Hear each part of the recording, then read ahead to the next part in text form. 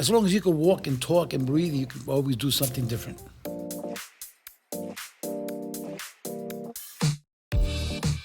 Welcome to Mama's Playground, where we talk about parenting and all things life. This is Darlene. And this is Monica. This is Bo. Intruder alert. in the house. So, yeah, everyone, we have Daddy Bo, my dad, here as a co-host. Where's You my want to drink? adopt me? You want to adopt me, Bo? Sure enough. So I could be your daughter, too. Where's my drink? I know, it's Mama's Playground. We started this podcast with a glass of wine, and right now we have an empty table. We always have an empty table lately. Have you noticed Yeah, that? what's going on? I don't know. To pursue something new in your life. Not at all. No. No, as long as you can walk and talk and breathe, you can always do something different. I like that. Me too. Yeah. Yeah. So today we're going to be talking about that, about how it doesn't matter how old you are, what stage in your life you are, it's always a good time if you're unhappy to change career, relationship, ways of thinking, hobbies. So we're going to go over some of those examples. I think the word you were looking for was reinventing yourself. Yeah. True. Yeah. Yeah. That's what we should call this episode. Reinventing yourself. No matter how old you are. Yeah, no matter how old. And Yeah. so one of the reasons why we have Daddy Bo here, it's because his book just came out 2 days ago. It's called The Mockingbird. And I'm going to say your age.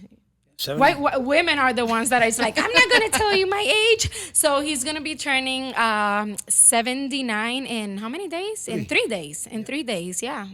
So I'm taking advantage of every day of 78. I love that. You're 78 until the 29th of July comes. Yeah. Then I'm 79. So, and congratulations, because so this is the thing. At 78, almost 79, he has published his first book. And we say first because it's the first and because there's going to be a second coming too. So That's a fact. Congrats, Daddy Bo. Thank you so much. How long did it take you to write this book? Well, I started writing it, thinking about it in my head since I was a little boy. But That's a good answer.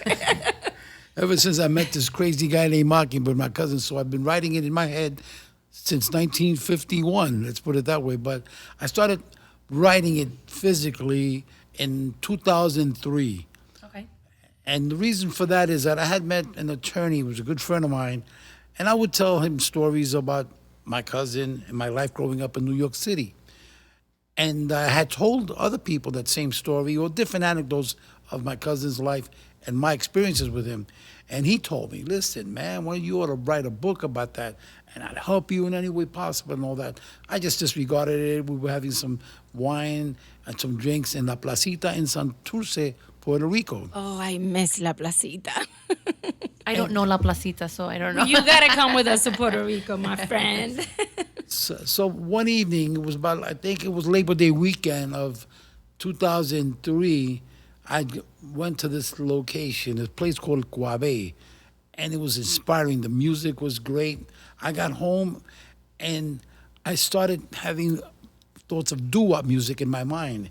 And I sat in front of my home center, my entertainment center, and I put on a CD, and it was the oldies, and I thought about what my friend had told me about writing. I said, let me do something. It's early, it's 1 o'clock in the morning, Friday It's night. early, 1 o'clock in the morning. Yeah, Well, technically. It's early Saturday, late Friday. So I said, let me start writing this. And I started writing, and then next morning I woke up. I had forgotten what I did the day before. I said, what did I do last night? Oh, I wrote something. Really? Let me look at it. And I said, okay, I think I should follow this up. So I kept writing it every once in a while, but I get distracted so easily. Because I get distracted reading, I get distracted writing, I get distracted doing so many things. So then it just went on and on for a while. Then one day I had a computer glitch and I lost half of what I had written. And then other days I just had no inspiration to write. And it took me this period of time to write it. And thanks to you, I was able to put this to a final stage, which is the publishing of the book. Yay! birthday and congrats again, Mockingbird. Yeah, it's been a process, and I am so proud of you for doing this. And again, if you want to tell your dad, your mom, your aunt, your uncle, your grandparents to put, their life in a book, like these stories, I think it's such a great, a great thing, legacy. Just like there's many people that have done things like big things like that later in their life. One of the things, for example, it's like relationships. Have you heard of like older people that get like married when they're like in the homes? Yes. They fall in love in the wheelchair. Yes. I think that's awesome.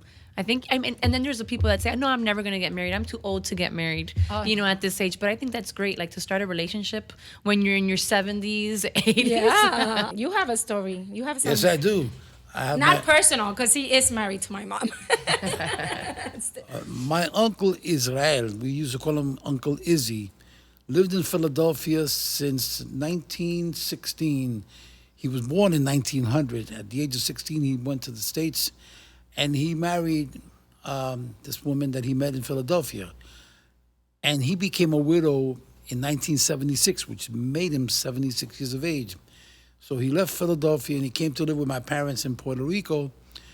And living with them for 2 years, he mentioned to my father that he asked her about this woman that he had dated when he was 15, 16 years old. My father asked him, would you marry again? He said, the only person I would ever consider, but she must be dead by now, is Adela.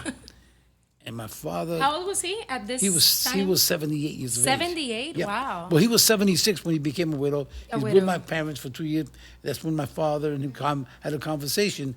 And he mentioned that there's one woman that he would consider marrying and living with her was Adela. So my father did some research and he located her.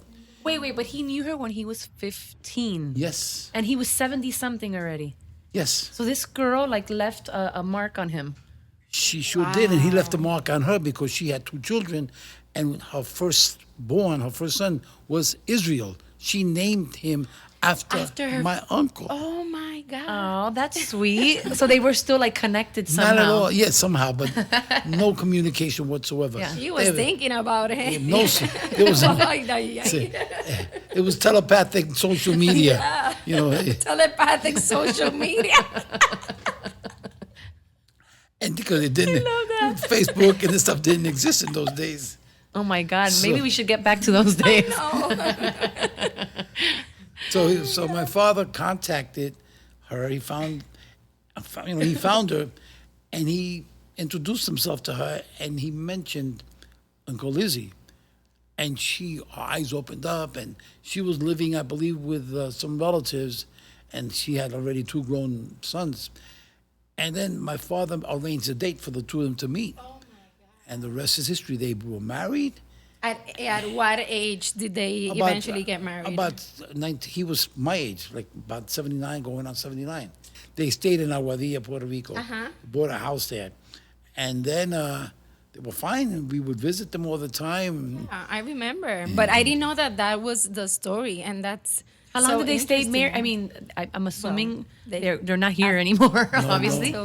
So how long were they together for? I'd say about maybe 10 years, because I think at the age of 88, and she, unfortunately, she was afflicted with the Alzheimer's disease, and then she passed away, and he was alone for about 6 months, and her daughter took care of him. Wow. So then she nursed him until he passed away, and he was 90 years of age. That's crazy. That's sweet, though. It's so sweet, and you hear stories like that. It's like The Notebook. I don't know. Yes. There's another story that I have personal knowledge of. A good friend of mine, her mother was widowed. She became a widow. She was in the 60s. And when I saw this lady, she was always with a head bandage and towels, and she was sitting sickly, or I thought she was almost confined to a wheelchair. She had no will to live, and she was always sick. And here she is, she's wrapped up in these old robes and stuff on her hair. And, Con la bata. And someone goes knocking on her door, and lo and behold, it was her first boyfriend. And she hadn't seen him in many, many years. And he says, I'm a widow. I've always had you in my mind. I'd like to see you. And then they started dating. They got married. And the man was very well off, and they traveled the world. Oh my and God! She took that robe off. She was reborn and relived a normal life till she passed away. And I believe he's still alive. Wow. And now That's- he became a father to this brother and sister, like the father that passed away when they were younger, and they had such feelings for him as if he was their real father. So that was another happy ending. That's beautiful. I wonder how many listeners are like right now they're married, happily married, and they're like, I wonder what my first boyfriend is. I wonder if we're gonna end up together at 90. Never know. I'm That's sure there's those crazy. loves that, people had from when they were younger that got away. That you're like, Yeah. oh, I wonder, and it just ended, and then you started with somebody else. Yeah, what they call the And- one that got away. It's like they say, if it's meant to be, it's gonna happen. Yeah. It could happen at 100, 90, 80, but if it's meant to be, it's gonna happen. That's beautiful. And see, that's me telling you two stories, and you got listeners out there, and I'll bet you that someone out there say, "Hey, I have an uncle, I have an aunt, or I have a friend." Yeah. There's a lot of stories like that out there, Yeah. but it's not known. But you ask enough people, and they'll have a relative or an acquaintance that has had that experience.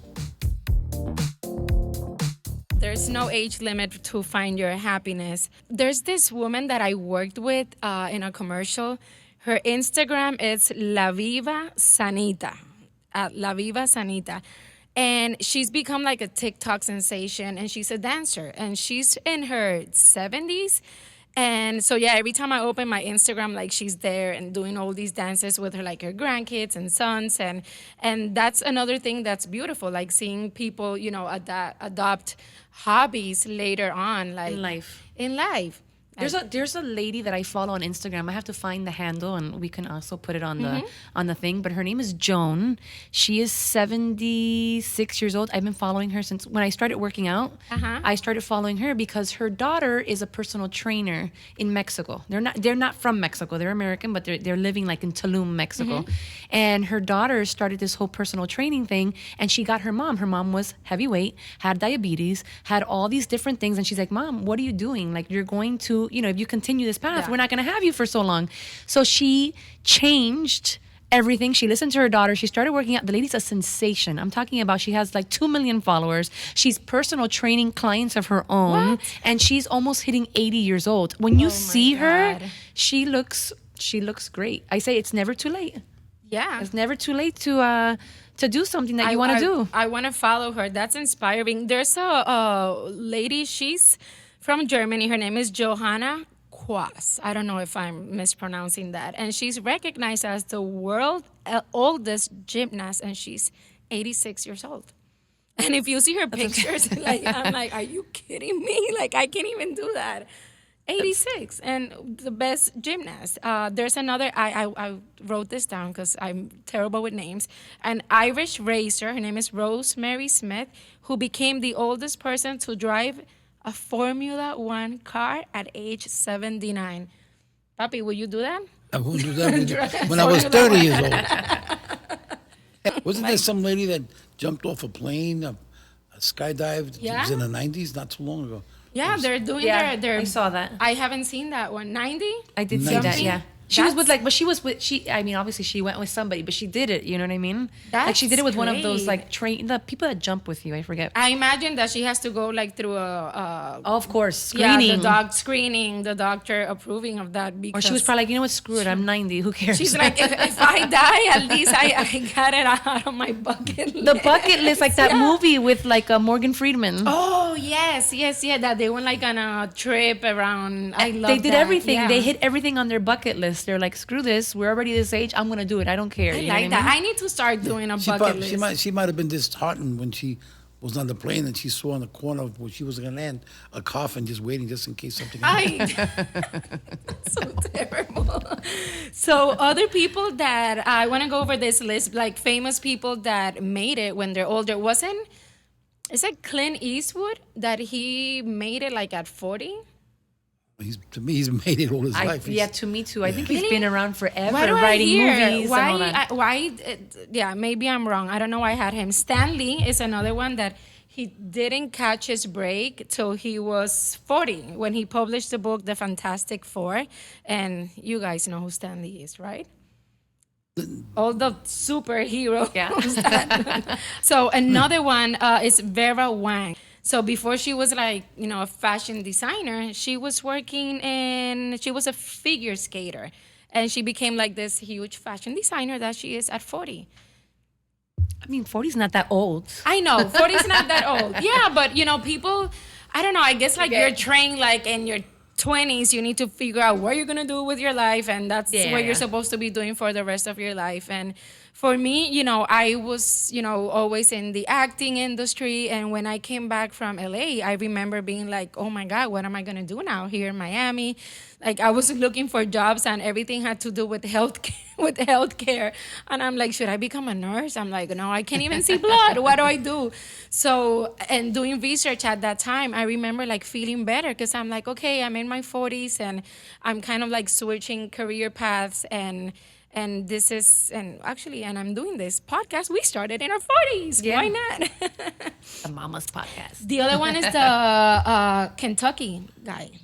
Colonel Sanders. Sanders. There we go. Yeah. He started that chicken business like at 50, But this is interesting. Like, look, I have a whole paragraph about him. I thought it's fascinating and sad. He had a really sad, life, and he was having so many issues, like with work, everything was going wrong. Like, he was working at a cafe at a gas station, like with the chicken. And so apparently they opened like a huge highway. So then the cars stopped like driving. They lost like the traffic in the area. So nobody would stop in the gas station anymore. And then he was trying to do other business, like selling like chicken door to door, and that was failing. So he tried to commit suicide. I believe I'm not sure how old he was when that happened. And when he was like writing the will, at the same time, he started writing like something that he's good at. And he said, well, I'm good like at cooking chicken. And anyway, forward to what we have now. And it was at age 88 that he founded Kentucky Fried Chicken, at 88. It's amazing. And Was everything it that old? came, 88. And it came to him, well, he was writing like, the will because he wanted to kill himself because of all these business ventures were failing and failing and failing. And at 88, look. I thought he was younger. Wow. So basically when he was getting the success, then life was basically like, okay, I get it. I know. He ate too much chicken, I think. It's okay. It's going to sound weird. I've always hated Kentucky Fried Chicken. But after reading this story, I was actually thinking about, you know what, I'm going to give it another try. I'm going to go and support the chicken of the old man. And that doesn't eat chicken. Nope. We were talking in last week's episode about things that affect kids at a younger age, and you have a story about that. Listen to this. When I was 7 years old, 6 years old, I used to eat chicken all the time. My mother used to give me the drumsticks. I used to eat the chicken hearts. And I had a cousin that came over to visit one day, and she wanted the drumstick. And my mother said, nope, they're for him. And I just looked at her and stuck my tongue out at her. And yeah, I got it. And she just looked at me like, you little brat, I'll fix you. She was 7 years older than me. I happened to live in an area where we went downstairs, and there was a poultry place where they killed the chickens. And she took me inside and told me, look at what you eat. And at that time, they had these chickens. They were all alive. They put them up on a fan, and they started going around at a high speed. And at one point, they stopped it, and the heads stayed stuck, and the chicken bodies got separated, and they were sit on the ground, and they were still moving. And I looked at that chicken head with those eyes bulging out, with the nasty stuff sticking out from under their neck. Anybody hungry, by the way? In any event, so there goes my trip to Kentucky Fried Chicken today. So then they took the chicken, and they put it in a machine. They took the feathers out, then they opened it up, and I saw that nasty stuff. Brother, to this day, you didn't have to go like so graphic. When you asked me, I took it in detail. I'm hoping that was back in the day and they don't do that anymore. I hope it's more humane, like a kosher chicken, you know. By the way, is it lunchtime right now? In case anybody's hungry. That's A why I don't veggie eat burger chicken. for me, You please. just killed my I don't. So I lunch. don't eat anything with feathers. No chicken, no turkey, none of that stuff. And that happened when he was 8 young, years old. 8, and it's things that to this day he can't eat anything that Well, has like I had feathers. stated previously, is that in the job and the work that I do, I've taken on testimony of many psychiatrists, psychologists, and they've explained in different trial testimony that children between the ages of like 2 to about 9 or 10 will see things, experience things, and that'll affect them later on in their lives, but they're not even aware of where that phobia, where that mannerism We said came that from. in the last episode. We said I had mentioned something about that. I read an article that a psychologist had wrote, and they said that the ages between like 1 and 7 are such a crucial time because anything that happens that can possibly impact them in a way that's like very strong. Like let's say that chicken story, they saw something, it just it to this day you still remember it. Yeah, I can't eat that. And that's what I'm saying. Those things that happen between like a certain age group, it's something that can traumatize you. It's like a mouse. Yeah, I could take a snake and wrap it around me with no problem. Any other animal. I want to see that. But then I've done that. But a mouse. When I was about 5 years old, I walked into the living room and my mother, her sisters were all screaming, jumping up on beds and chairs.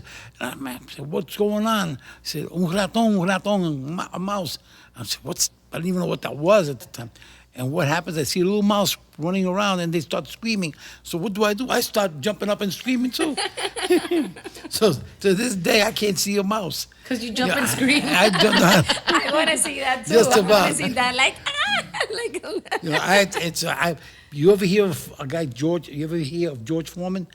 Yeah. The former heavyweight Yeah. champion. And the grill. He had trained for his boxing matches. And if he saw a mouse coming in, he would break up the training and move it somewhere else. He could not stand mice. Look And at it's like this big guy, training like for whatever, and he's screaming. I've seen that. I've seen these big men, Yeah. and they're all like big and like and then they see a cockroach and they're like running, I know. I know somebody that's afraid of lizards. Oh. So we're gonna change that part. No, but it's crazy that you have phobia of rats and you're from New York. Mice, like, even mice. And And that's being why I from won't go back to New York. That's why I left New York. No, they didn't have the rats the way they do now. I left New York in '68. At that time, we didn't have that epidemic that we have now. We're talking about being older and still finding passions and so Yeah. on. So we also have the thing of you're older and things like traumas still follow you throughout your life. Exactly. I know that's it. But so you're never too old to go get help. Yeah. So maybe we can take you to a doctor and you can start eating chicken again, You'll and be- we can go to KFC When you, say, together. when you say a doctor, you mean a hypnotist, because no doctor's going to help hypnotist.